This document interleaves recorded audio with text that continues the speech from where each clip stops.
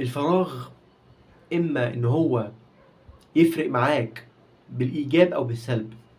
وقت الفراغ ده هو اللي بيفرق انسان عن انسان. انت ممكن بوقت فراغك ده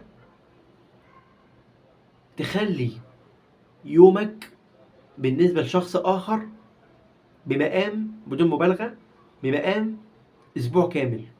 يعني أنت ممكن بيومك الوحيد، باليوم بتاعك، اليوم اللي أنت تقضيه تستغل فيه وقت فراغ بكل قوة وبكل تدقيق وقتي، بتحقق إنجازات كتير كبيرة في يومك ده بسبب قوة الفراغ وقوة وقت الفراغ.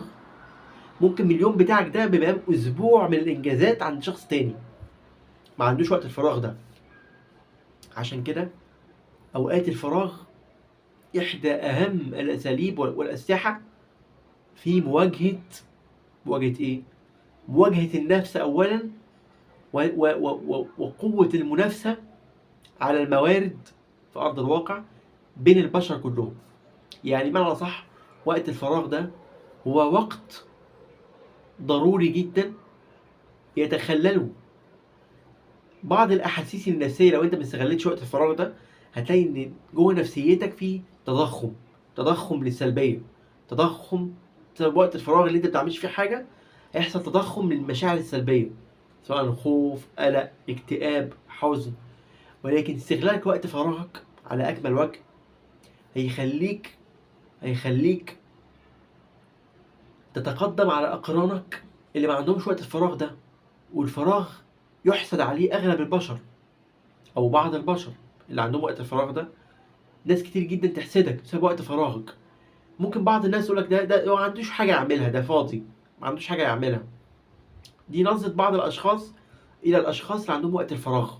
ده فاضي، ما بيعملش حاجة، ده بيضيع وقته، ما بيعملش حاجة مفيدة. وقت فراغه فاضي، ما بيعملش حاجة مفيدة فيه. في حين إن أنت تقدر إنك أنت بوقت فراغك ده لو أنت عملت فيه حاجة مفيدة زي الهوايات، بمعنى أصح استغلته في الهوايات اللي أنت بتحبها، وحطيت لنفسك تارجت إنك توصل لقمة المجد والشهرة والقوة في الهواية اللي أنت بتعملها دي بفضل آلية وأدوات السوشيال ميديا اللي موجودة حاليا. أنت تحب الموسيقى مثلا، لا مانع من إنك أنت تستغل الموهبة بتاعتك دي، تتعلم موسيقى، تقعد ساعات طويلة في التعلم، لدرجة إنك أنت تعمل مقطوعات موسيقية وتنزلها على اليوتيوب باسمك وبشكلك وبوشك.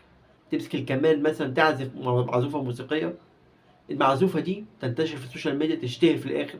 إذا أنت كده حولت وقت الفراغ ده من وقت ضايع إلى وقت مفيد ومثمر، يولد إيه؟